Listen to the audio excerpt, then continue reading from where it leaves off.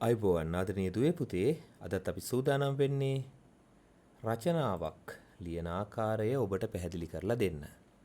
අපි මෙතෙක් ලියපු රචනාවලට වැඩිය ටිකක් වෙනස් ආකාරයේ නිර්මාණාත්මක රචනාවක් තමයි අද ඉගෙන ගන්නෙ. බොහොම ලස්සන මාතෘකාවක්. ඉතින් ඔන්න බලන්නකෝ අද අපි ඉගෙන ගන්න රචනාව මොකක්ද කියලා.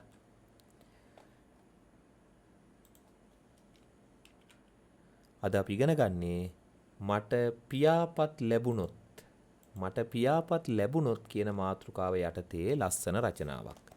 ආදරණීය දුවේ පුතේ දැන් රචනා ලියනකොට ඔබ අවධානය යොමු කරන්න ඕන කරුණු ටිකක් තියෙනවා. මම හැම මාතෘකාවක් ගැනම කතා කරනකොට ඔබට විශේෂ කරුණු කියලා දෙනවනේ.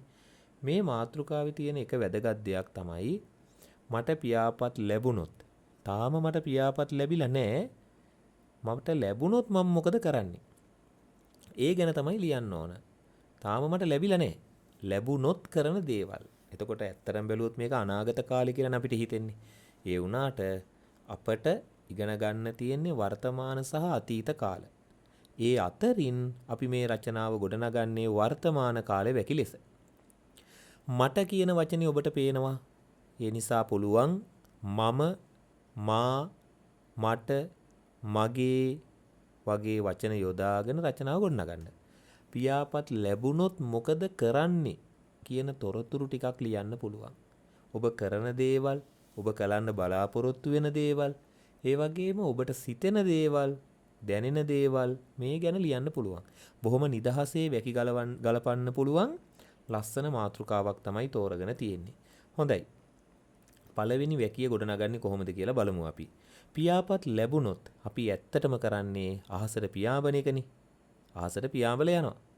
එතකොට අපි අපේ අවට පරිසරය බලනවා. බොහොම ඉහළට ගිහිල්ලා අපේ ලෝකයේ මේ සුන්දර වූ ලෝකයේ අලංකාරය නරඹනවා. ඒ වගේම තමයි ඈත වනාන්තර, දිය ඇලි, කඳු, ගංගා, මල්වතු නරඹන්නේ යනවා. ඒ විතරක් නෙමෙයි. ඔබට පුළුවන් ඉතින් ඈතට පියාඹලා ගිහිල්ලා රසවත් පළතුරු එහෙම හොයාගෙන කාලා එන්න. තව මං විශේෂ වගන්තියක් අද දවසේ ගොඩනගනවා. දැන් මට පියාපත් ලැබුණොත් මම කරන දේවල් වල මට කැමති දේවල්නේ. ඉතින් ඒ වගේම තමයි. ඔය පියාපත් ලැබුණොත් එහෙම අපිට පුළුවන් නේද කරදර වලට අනතුරු වලට එහෙම ලක් වෙලා තියෙන ඇට උදව් කරන්න. චූටි බබාලා කාටුන් බලනවා නම් සුපර්මෑන් ඊට පස්සේ බැට්මෑන් වගේ චරිත උඩින් ගිහිල්ලා සමහර වෙලාවට අනතුරු වලට ලක් වෙලා තියෙන ඇට උදව් කරනවා. ඉතින් පියාපත් ලැබුණොත් අපිටත් පුළුවන් එහෙම උදව් කරන්න. අන්න ඒ වගේ අදහස් ටිකක් තමයි මම අද මේ රචනාවට ගොඩනගන්නේ. හරි. පළවෙනි වැකිය අපි මෙහෙම ගොඩනගමු. මට පියාපත් ලැබුණොත් මට පියාපත් ලැබුණොත් මේ මං ගත්තේ ආරම්භයක්. ඉතින් ආදරණීය දුවේ පුතේ ඔබත් රචනාවට ආරම්භයක් ලබා ගන්න. ඒ මාතෘකාව අනුව අපිට ආරම්භයන් වෙනස් කරගන්න පුළුවන්. මට පියාපත් ලැබුණොත් ඊට පස්සේ යොදනවා මම කියන වචනේ. මම ඈත නිල්වන් අහසේ පියාඹමි. මට පියාපත් ලැබුණොත් මම ඈත නිල්වන් අහසේ පියාඹමි. තටු ලැබුණු මම මේ චුට්ටක් ළඟක දුරක නෙමේ පියාඹන්නේ. ඈත නිල්වන් අහසේ. දැන් අපි හොයන්න ඕන පුරුදු විදිහටම ආඛ්‍යාතයක් තියෙනවද? උක්ත පදයක් තියෙනවද කියලා. එතකොට ඔයාගේ වැකිය අංග සම්පූර්ණයිනේ. ඔයාට අනිවාර්යයෙන්ම අර්ථවත් වැකියක් ලියලා තියෙන නිසා ලකුණු ලැබෙනවා. ඒ වගේම ඔබ වැකි ලිවීමේ දක්ෂතාව දියුණු කර ගන්නවා. පියාඹමි කියන්නේ ආඛ්‍යාතය. ආඛ්‍යාතය හොයාගන්න හැම වෙලේම නිරවුල් මනසින් ආඛ්‍යාතය හොයාගන්න. පියාඹමි. දැන් ප්‍රශ්නයක් අහන්න දුවල පුතලා තමන්ගෙම පියාඹන්නේ කවුද? පියාඹන්නේ මම. එහෙමනම් මෙන්න මම පියාඹමි ලස්සන කරනවා. ඈත නිල්වන් අහසේ. ඈත නිල්වන් අහසේ. ඔන්න මතක තියාගන්න නාම විශේෂණ පද එහෙම ඉගෙන ගන්නවනේ. එතකොට අපිට පුළුවන් මේ අහස කියන එක ලස්සන කරන්න නිල්වන් කියලා යොදලා. අහස කියන පදේ ලස්සන කරන්න පුළුවන් නිල්වන් කියලා යොදලා. මට පියාපත් ලැබුණොත් මම ඈත නිල්වන් අහසේ පියාඹමි. තව ඕනනම් මෙහෙම කියන්නත් පුළුවන්. සතුටින් පියාඹමි. එහෙම තව ලස්සන කරගන්න පුළුවන්. දෙවනි වැකිය. ඔන්න බලන්න දෙවනි වැකිය. මම. දැන් මම තමා ඔන්න මේකේ උක්ත පදයේ වෙන්නේ. දැන් ඒව නිකම්ම හිතට එන්න ඕන, තේරෙන්න ඕන. මම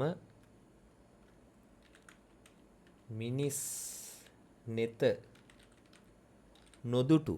මම මිනිස් නෙත නොදුටු ඈත වනාන්තරවලට පියඹා ගොස් රස පළතුරු අනුභව කරමි. මම මිනිස් නෙත නොදුටු ඈත වනාන්තරවලට පියඹා ගොස් රස පළතුරු අනුභව කරමි. උක්ත පදය දැන් අඳුර ගන්නවා මම කියන පදයට ගැලපෙන ආඛ්‍යාත පදය තමයි අනුභව කරමි. මම අනුභව කරමි. කවුද අනුභව කරන්නේ? ඔව් මම මොනවද අනුභව කරන්නේ? රස පළතුරු. මේ ඈත වනාන්තරවලට පියඹා ගොස් රස පළතුරු අනුභව කරමි. මේ මට පියාපත් ලැබුණොත් මං කරන දේවල්. ලැබුණොත් තමයි පියාපත් ලැබුණොත්. ලැබුණ නැත්තම් කරන්න බෑ. තාම ලැබිලා නැහැ. ඉතින් මේ ගැන හොඳට ඔබේ අවධානය යොමු කරන්න ඕන. අපි තුන්වෙනි වැකියත් හදමු මෙහෙම. මම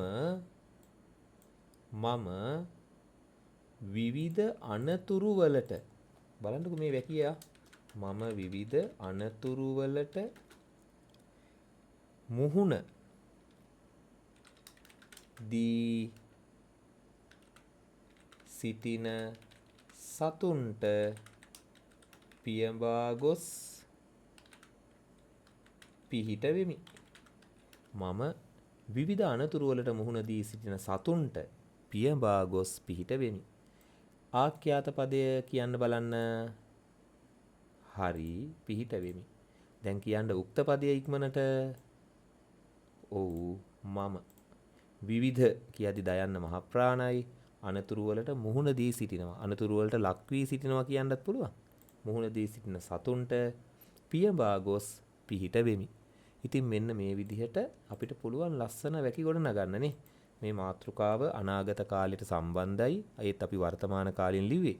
මේ වගේම තවත් රචනාවක් එක්ක අපි හමු වෙමු. ඉතින් ලස්සනට රචනා ලියන්න ඉගෙන ගන්න. ස්මාර්ට් ප්‍රයිමරි YouTube channel එක subscribe කරන්න කියලා ඉල්ලා සිටිනවා. ඒ වගේම ඔබේ ආදරණීය මිතුරියන්ටත් රචනා ලියන හැටි ඉගෙන ගන්න මේ රචනා හුරුව වීඩියෝස් ටික ෂෙයා කළාට කමක් නැහැ. සියලු දෙනාටම සුබ දවසක් වේවා. ආයුබෝවන්.